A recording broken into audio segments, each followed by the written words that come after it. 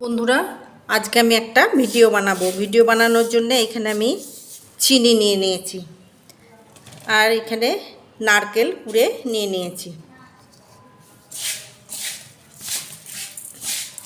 এই নারকেল কুড়াটা চিনিটা ভালো করে মেখে নেব।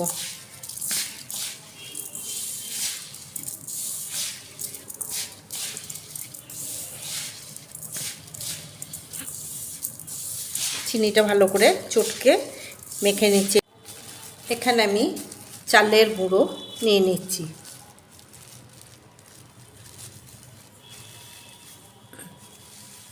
আতপ চালের গুঁড়ো নিয়ে নিচ্ছি, দিয়ে এই চালের গুঁড়োটা এর সঙ্গে ভালো করে মেখে নেব।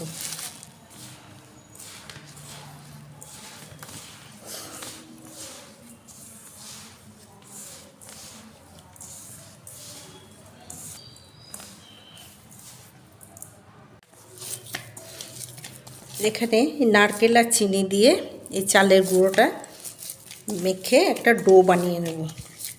আর এর মধ্যে আমি কোনো জল বা দুধ কিছু দিইনি। আপনাদের যদি মনে হয় যে জল লাগছে বা দুধ লাগছে আপনারা দিতে পারেন। যদি মাখাটা না যায় তাহলে চাল বা চাল গুঁড়িটা দিয়ে মাখাটা যদি অসুবিধা হয় তাহলে একটু জল অথবা দুধ অ্যাড করতে পারেন।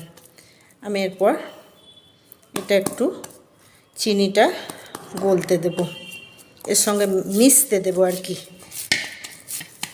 আমি এর মধ্যে কিছুটা সাদা তিল নিয়ে নিচে এটা মিশিয়ে নেব।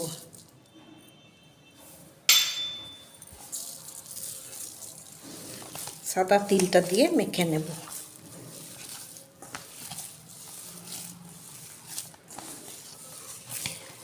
সাদা তিলটা দিয়ে আমার মাখা হয়ে গেছে।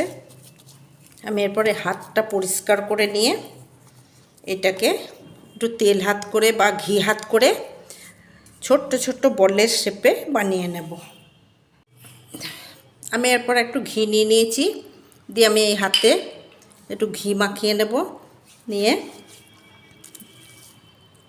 কিছুটা করে এই লেইটা নেব, নিয়ে এইভাবে বলের আকারে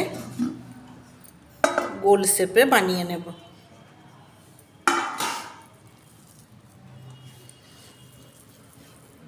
এইভাবে আমি সব বলগুলো বানিয়ে নেব।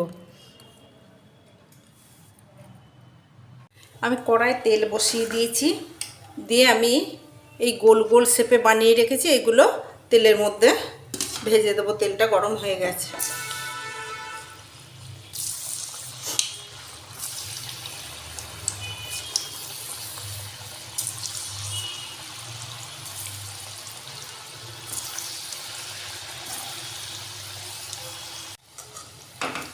এগুলো ভাজা হয়ে গেছে, আমি এরপর এগুলো তুলে নেব।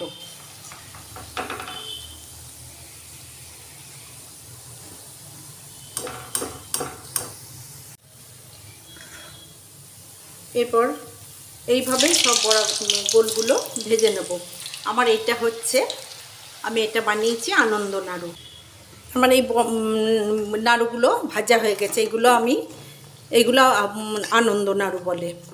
এইভাবে আপনারা বানাবেন, দেখবেন খেতে খুব সুস্বাদু হয়, খেতে বেশ ভালো লাগে। আর এটা অনেক দিন রেখে দিলে অনেক দিন পর্যন্ত থাকে, রেখে দিয়ে খাওয়া যায়। আমার আনন্দ নাড়ু রেডি হয়ে গেছে। আমি যেভাবে বানালাম এইভাবেই আপনারা বানাবেন আনন্দ নাড়ু। এই নাড়ুটা খেতে খুব ভালো হয় আর অনেক দিন রেখে খাওয়া যায়। আর সন্ধ্যের টাইমে বেশ একটু খেতে ভালো লাগে।